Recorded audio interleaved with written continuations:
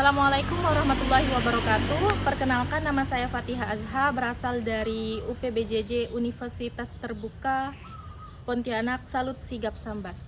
Baiklah, pada video kali ini saya akan melakukan praktikum IPA di SD dengan judul percobaan, yaitu simbiosis. Simbiosis merupakan interaksi jangka panjang dan erat antara dua atau lebih organisme yang dapat saling menguntungkan, saling merugikan, atau saling diuntungkan, dan yang lain netral. Nah, simbiosis di sini dibagi menjadi 3 macam. Yang pertama yaitu simbiosis parasitisme. Simbiosis parasitisme yaitu interaksi yang menguntungkan salah satu pihak yang disebut dengan parasit, sementara pihak yang lain dirugikan atau inangnya.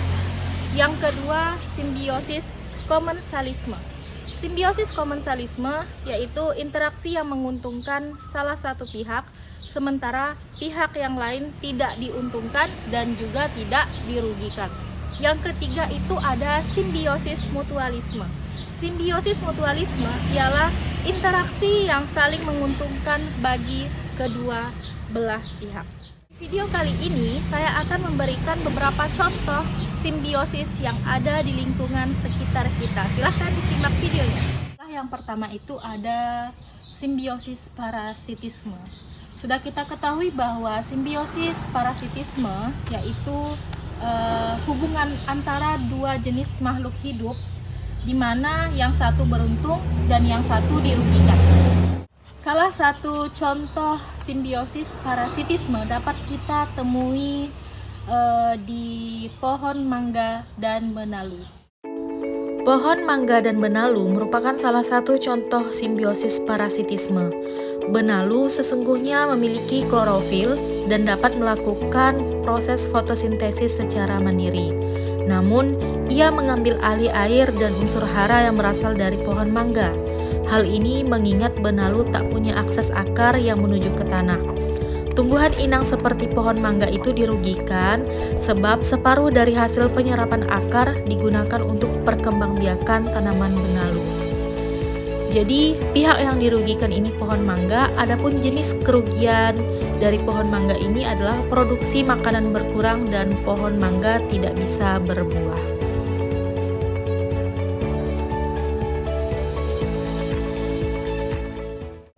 Nah, itulah tadi merupakan salah satu contoh simbiosis parasitisme, pohon mangga dan benalu.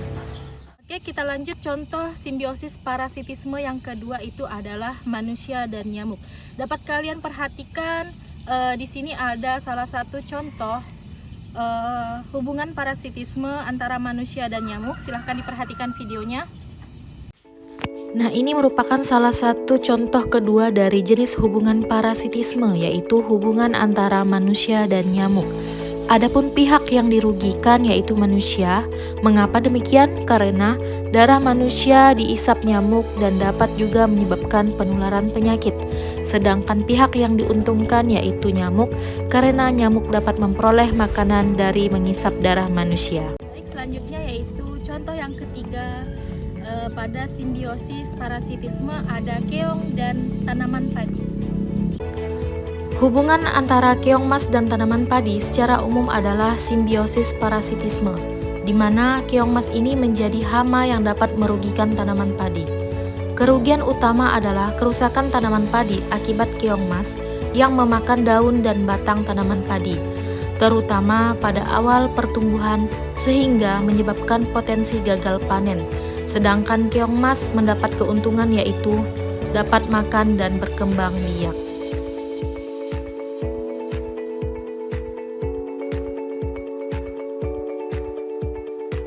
Kita lanjut yang kedua yaitu simbiosis komensalisme.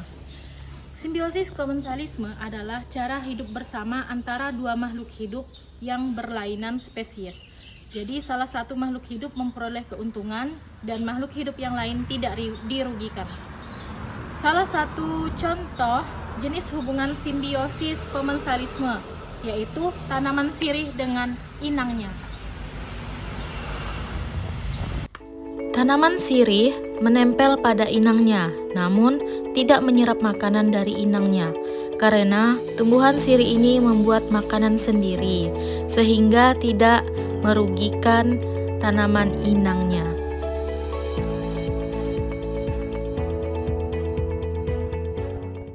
Selain tanaman sirih dan inangnya, salah satu contoh simbiosis komensalisme dapat kita temui pada tanaman anggrek yang menempel di pohon. Dapat kalian lihat pada pohon mangga ini. Nah, ini merupakan salah satu contoh jenis hubungan simbiosis komensalisme, yaitu tanaman anggrek dan pohon. Jadi, anggrek yang menempel pada pohon itu memanfaatkan pohon sebagai tempat bertumbuh dan mendapatkan cahaya matahari untuk berfotosintesis. Pohon sendiri tidak mendapatkan manfaat atau kerugian dari kehadiran anggrek, karena anggrek tidak mengambil zat makanan dari pohon, sehingga tidak ada pihak yang dirugikan.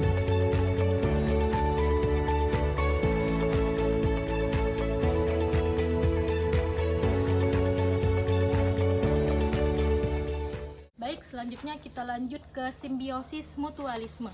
Simbiosis mutualisme itu merupakan suatu interaksi antara makhluk hidup yang saling menguntungkan kedua belah pihak. Jadi, ketika terjadi interaksi antara dua makhluk hidup yang berbeda, maka keduanya akan mendapatkan keuntungan. Salah satu jenis hubungan simbiosis mutualisme itu adalah semut rangrang dan tumbuhan. Silahkan disimak video ini.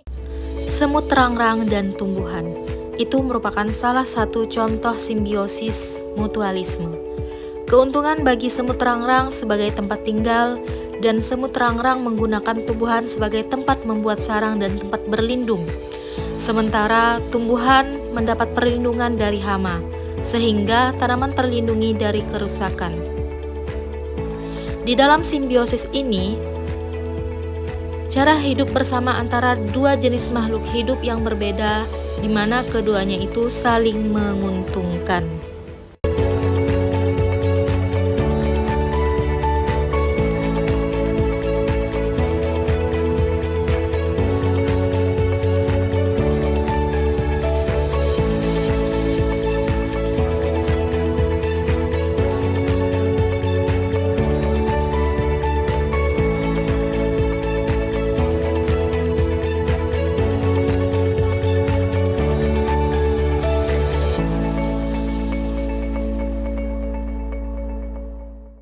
Sekian video pemaparan dari saya tentang simbiosis, contoh simbiosis parasitisme, komensalisme, dan mutualisme. Sekian video yang dapat saya paparkan, kurang dan lebihnya saya mohon maaf. Wassalamualaikum warahmatullahi wabarakatuh.